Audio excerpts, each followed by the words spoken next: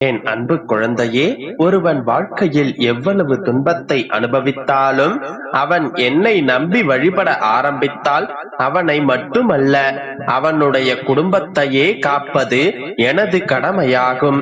நீ என்னையே நம்பி என்னையே அண்டி எப்போதும் என் பெயரையே உச்சரித்து பெருமாளே பெருமாளே என்று உன்னுடைய தகப்பனாகவே என்னை நினைத்துக் கொண்டிருக்கின்றாய். நீ யார் என்ன என்பது உனக்கு தெரியாமல் இருக்கலாம், ஆனால் எல்லாவற்றையும் அறிந்தவன் நான். மாயை சூழும் வாழ்வில் தடுமாறும் நிகழ்வில் உன்னை நான் தனித்து விட்டு விடுவேனா? சிரமங்கள் சூழும் வாழ்வில் அதை போக்கிட வரமொன்றை தராமல் போவேனா? உன்னுடைய உடல் வெந்து உன்னுடைய மனம் நொந்து வாழ்வதுதான் வாழ்க்கை என்று நினைத்தாயா? உன் விழி பார்வை என்னை பார்ப்பதில் என்ன தயக்கம் கண்மணி? யார் யாரோ இங்கு எப்படியோ வாழ்ந்திருக்க என் திருவடி நிழல் தேடும் உன்னை நான் புறம் தள்ளி விடுவேனா? பாவங்கள் பல செய்தாலும் உன்னை காப்பது என்னுடைய கடமை.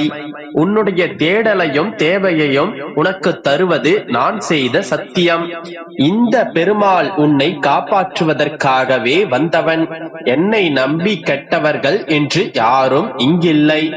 நீயும் ஒரு நாளும் ஏமாறப் போவதில்லை. உன்னை காப்பாற்றி கரை சேர்ப்பதே எனக்கு இருக்கும் பெரும் வேலை. உன் வீட்டில் என்னுடைய அற்புதம் நிகழும். என்னை கை தொழுது இரு கரம் கூப்பி வணங்கும் உன்னை, என் முன்னே கையேந்தி வரம் கேட்ட உன்னை புறம் தள்ளி போவேனா? நீ அழுதது போதும் மகளே, நீ சிரிக்க வேண்டும், ஆனந்தமாக இருக்க வேண்டும். எல்லாவற்றையும் நான் இப்போதே இந்த கணமே உன்னுடைய வாழ்க்கையை நான் இனிப்பாக்கி தருவேன். உன்னை தேற்றிட என்னையன்றி யாருமில்லை. உன்னை காத்து அருள் புரிவதை விட எனக்கு வேறு வேலை இல்லை. உன்னுடைய மனபாரத்தை நான் உணர்வேன். ஏமாற்றமடைந்த உனக்கு வார்த்தைகளால் ஆறுதல் கூறுவதால் நீ இழந்தது கிடைக்கப் போவதில்லை. அதனால் உனக்கு வேறொரு விதத்தில் நியாயமான ஒன்றை கிடைக்கச் செய்வேன். வருந்தாதே, உன்னுடைய கர்ம வினையின் தாக்குதல் குறைந்து கொண்டிருக்கின்றது. நான் உன்னுடைய வேண்டுதல்களை நிறைவேற்றவில்லை என்று ஒருபோதும் நினைத்து விடாதே. தாமதமாவது நீ என் மேல் வைத்திருக்கும் நம்பிக்கையை இன்னும் இன்னும் அதிகரிக்க செய்யவே. நீ என்னை முழு மனதாக நம்ப வேண்டும். என்னுடைய திருவிளையாடல்களை உன்னுடைய வாழ்க்கையில் நீ உணர வேண்டும். என்னை நீ சரணாகதி அடைய வேண்டும். இவையெல்லாம் உன் வாழ்விலும் உன்னிலும் ஏற்படும் வரை நான் உனக்காக காத்திருப்பேன். இன்று இப்போது இந்த வேளையில் என்னுடைய இரும் கரம் கொண்டு உன்னை நான் நிறைவாக ஆசீர்வதிக்கிறேன். உன்னுடைய கரங்களில் மடியேந்தி மங்களங்களை எல்லாம் பெற்றுக்கொள் மகளே. இனி உன் வாழ்க்கையில் நிகழும் தருணங்கள் எல்லாம் வெற்றியாக இருக்கும். என்னுடைய அளவற்ற ஆசீர்வாதங்களால் உன்னுடைய கனவு நனவாகும். நீ நினைத்தது நிச்சயமாக நடக்கும். உன்னுடைய வாழ்வில் உனக்கு வெற்றி கிடைக்கும். இந்த பெருமாளின் ஆசியோடு உன்னுடைய வாழ்க்கையில் இனி நீ முடியாது என்று நினைத்ததையும் முடித்து காட்டுவாய். இனி நடக்காது என்று நீ ஒரு முடிவிற்கு வந்த பின்பும் அது நிச்சயம் நடக்கும். என் ஆசிகளில் இருக்கும் சக்தியை நீ உணரும் தருணம் இது. இந்த வரங்களை பெற்றுக்கொள், நல்லதே நடக்கும். குழந்தையே, நீ யாரை பற்றியும் கவலைப்படாதே.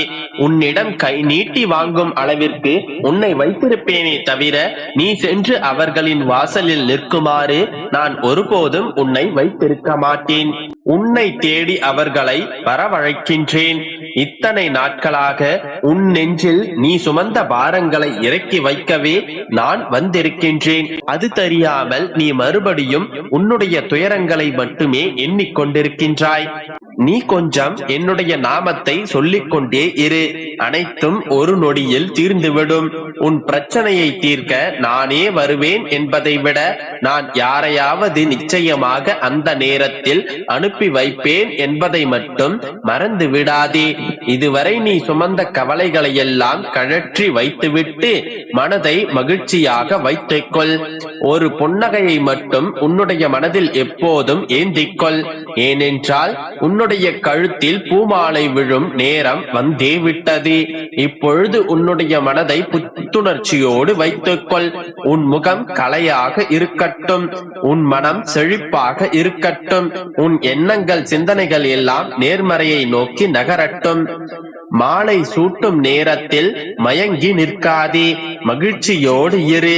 அனைத்தும் நல்லதாகவே நடக்கும், நம்பிக்கையோடு இரு. என் அன்பு குழந்தையே, இத்தனை நாட்கள் காத்திருந்தும் எந்த நன்மையும் நடக்கவில்லை.